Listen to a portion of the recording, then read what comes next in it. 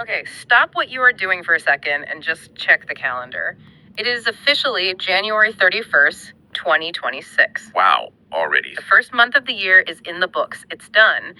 And usually, right about now, you have business owners just tearing their hair out. Oh, yeah, closing the books. They're closing the books, staring at spreadsheets, trying to figure out if January was a profit or a loss. It's that, chaotic month end energy. The classic month-end scramble. It's universal. Exactly.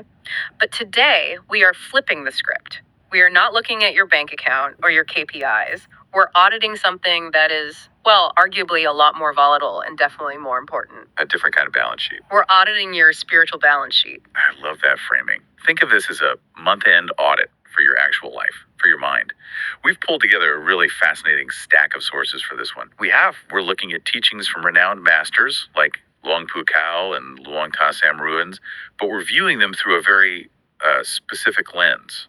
We're calling it Dhamma decoding. The goal here isn't to give you a history lesson on Buddhism or, recite sutras that go over your head. Right. The goal is to act as life coaches using this ancient wisdom to hack modern problems. We want to see if we can install a new operating system for your mind. And that is a key distinction. We aren't just talking about feeling good. We are talking about actionable mental tools. The promise of these sources is pretty bold. It is. They claim that if you get the mechanics right, you can train your mind to stay cool and empty, even when your life or your physical body gets hot and painful. Which, let's be honest, that sounds like a superpower. So looking at the roadmap for this audit, we have 3 massive pillars to cover. We need to talk about the compound interest of your habits, which explains why you might feel like you're spinning your wheels. We need to look at a priority map that suggests we've been taking care of the wrong asset. And finally, we're going to look at the mechanics of self-respect. And you should stick around because the second half of this deep dive gets, pretty technical.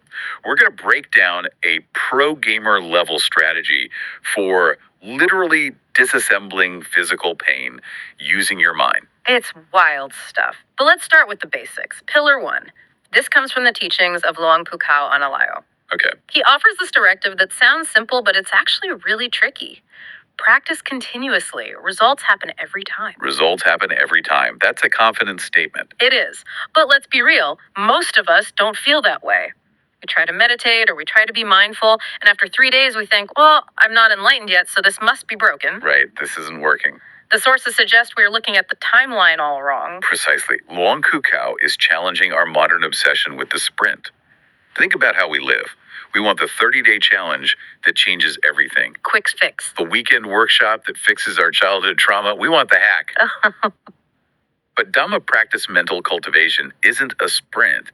It is a game of point accumulation. The sources use this metaphor of a piggy bank, which I think is just perfect for our audit theme. It's the best way to visualize it. Imagine you commit to putting just one batch or $1, whatever currency you like, into a jar every single day. Okay. If you look at that jar after a week, what do you see? Basically nothing. You can't even buy a coffee with it. You look at it and you think, this is pointless. I'm wasting my time. And that is the trap. Yeah. That is where most people quit. They judge the validity of the practice by the immediate volume of the result. Yeah. But the magic isn't in the amount. It's in the consistency. It's the compound interest of the soul. Exactly. Right. And just like financial compound interest, the curve is flat for a long, long time before it suddenly shoots up. If you stop depositing because the account looks small, you kill all the momentum. There's another analogy in the source material that I think explains the physics of this even better. Riding a bicycle. The bicycle analogy. Break that down. So when you ride a bike, do you need to be sprinting at Tour de France speeds just to stay upright? No. You can go pretty slow. You can pedal incredibly slowly. You can be really leisurely about it. But this is the critical part. What happens the moment you stop pedaling completely? You wobble. Gravity takes over. You fall. Exactly. You lose your balance. And this is the audit question for you listening. Are you falling over because you think you need to sprint? The source material is essentially saying, hey, don't expect a PhD result on your first day of high school. Right. The danger lies in the expectation of intensity. We think intensity equals results. If I don't meditate for an hour in a cave, it doesn't count. But in this context, continuity equals results. It's about never stopping that accumulation of mindfulness. Yeah. Even if it's just 5 minutes of being aware of your breathing while you're stuck in traffic. That's a deposit. Or noticing the sensation of your feet on the floor during a meeting. No. That is a deposit. That keeps the bicycle moving. So the first item on the balance sheet is, have you been consistent? Or have you been waiting for the perfect time that never comes? Okay, let's move to pillar 2. This is where the audit gets a little confrontational. This is a wake-up call. This comes from Luang Ta Samrian Punyasako. He draws a distinction that completely upends how we prioritize our lives. He says, the mind is our business. The body is the world's business. The body is the world's business. Yeah. It just stops you in your tracks, doesn't it? It does, because my initial reaction is, no, excuse me, this is my body. I feed it, I clothe it, I take it to the gym. But he uses this metaphor that makes it really hard to argue with. The rental car. The rental car. It's a brilliant analogy for the human condition. Yeah. Think about your body as a rental vehicle. When you are born, nature or the world hands you the keys. You sign the contract. You get the keys. You get to drive this thing for hopefully 70 or 80 years, but you do not hold the title. The lease is in nature's name. Correct. And like all rental contracts, there are terms and conditions. The car is going to deteriorate, it's going to get scratched, the engine is going to start making weird noises. It always does. And eventually the lease expires. That process aging, sickness, death, that is the world's business. You cannot stop it. But the driver, the consciousness, the mind inside the car, that is our business. That is the only thing you actually own. The driver is the only thing that walks away when the car is towed. And here is the problem the sources identify. If we look at our schedules for January, where did all our resources go? It's ironic, right? We spend hours in the gym. We obsess over macros and diets. We buy expensive skincare. We are constantly washing, waxing, and detailing this rental car. All for the car. But how much time do we spend training the driver? For most of us, 0.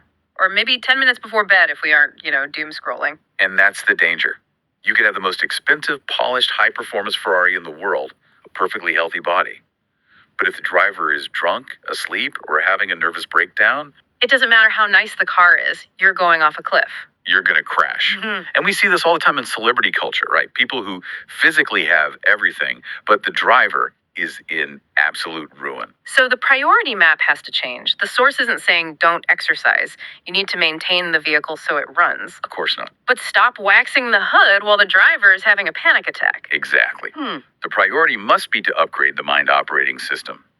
The note specifically mentions Satipatthana 4, or the 4 foundations of mindfulness. Which sounds technical, but you can just think of it as advanced driver's ed. Right. It's the toolkit for keeping the driver awake, alert, and responsive so that when the car hits a pothole, because it will hit potholes, you don't steer into oncoming traffic. Yeah. You need to upgrade the driver before the rental contract expires. That is a serious perspective shift. Okay, let's look at pillar 3. This brings in Fra Jarn Jayasaro and the concept of self-respect. Now, usually when we talk about helping others, we frame it as charity. Right. We do it to be a good person. Or we do it for the gram. In the age of social media, altruism is often, it's a performance art. Look at me helping. But Fra Jarn Jayasaro suggests that helping others isn't really about them. It's actually a form of self-therapy. People's therapy. It's a fascinating mechanical view of kindness. Right. Think about what happens when you are suffering mentally, when you're depressed or anxious. What is the shape of your mind? It feels tight, cramped. Exactly. It is very small and very heavy. And it is absolutely full of me, my problems, my pain, my career, my anxiety. The ego or atara is taking up all the floor space. It's a hoarding situation. It is. So where does helping others fit in? I'm not sure. When you genuinely focus on helping someone else, you're forced to step outside of that cramped room. You have to put down the heavy me and mine to pick up someone else's burden. So it's not just moral, it's a relief valve. It is a mechanical release. When you drop that heavy self, the mind naturally expands. It gets lighter. And that expansion generates a genuine sense of self-respect. You realize, I have value, not because of what I consumed or achieved, but because of what I gave.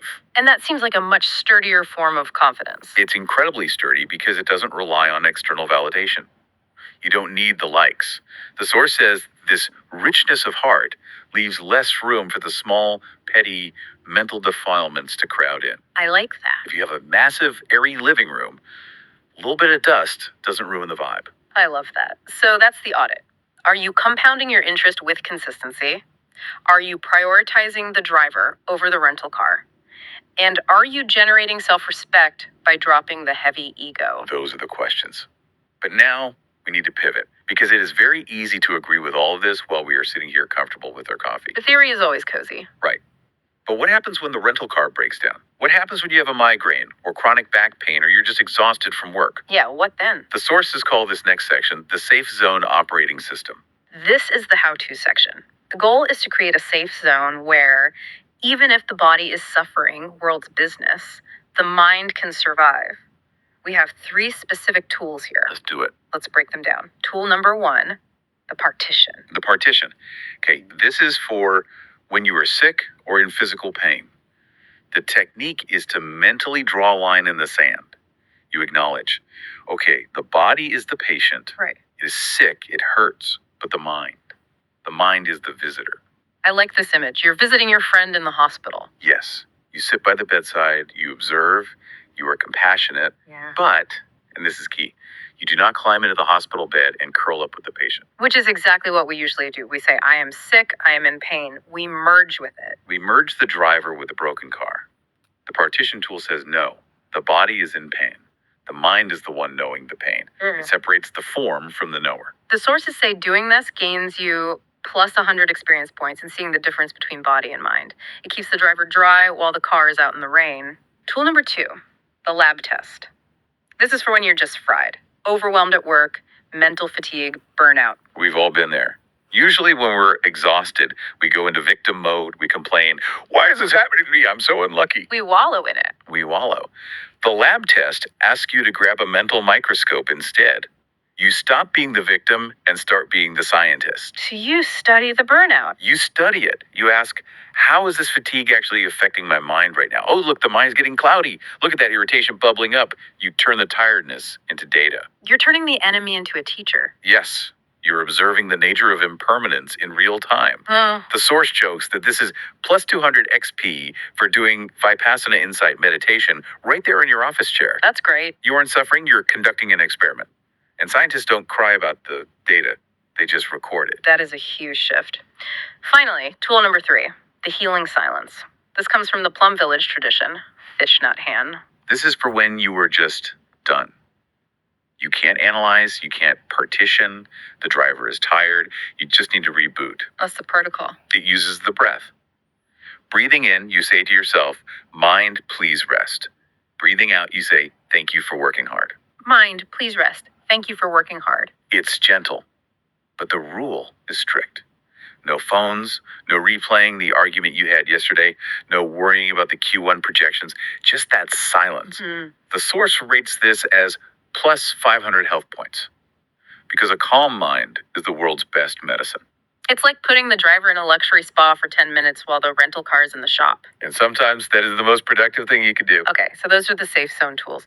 But the sources go one step further. They introduce what they call the pro gamer level. Yeah. This is for the advanced class. The mission is called Pain to Void. Now we are getting into the deep end. This is really fascinating stuff. It's about the quantum observation of pain. The challenge here is, instead of just managing pain, can we surgically disassemble it? Surgically disassemble. That sounds intense. Walk us through the steps. Step 1 is backing off, using the movie theater metaphor. Think about watching a really scary horror movie. If you are fully immersed, if you feel like you are in the screen, you are terrified. Your heart races, you scream. Because your brain thinks it's real. Exactly. But if you lean back in your seat, look at the edges of the screen, look at the exit sign, and realize, I am in a theater. What changes? You just see light. You hear sound effects. You see pixels changing color. The fear drops because you know you aren't in the movie. Precisely. You realize, this isn't happening to me. I am the audience. The mantra here is, pain exists, but there is no person being in pain. You step out of the movie. That's hard to do when your back is throbbing. It's incredibly hard. That's why it's pro gamer level.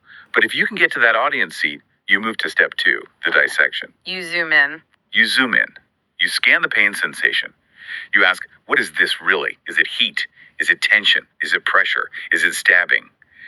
And when you look that closely, like microscopically closely, you discover something amazing. What do you find? You find that pain isn't a solid block of concrete.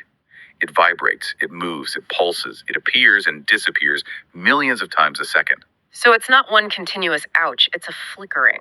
Correct. It's a frequency. And the logic follows. If it changes, if it moves, it is impermanent. That's anatta. And if it's impermanent, it cannot be you. It has no real self. That's anatta. That is anatta. Which leads to step 3, dissolving into emptiness.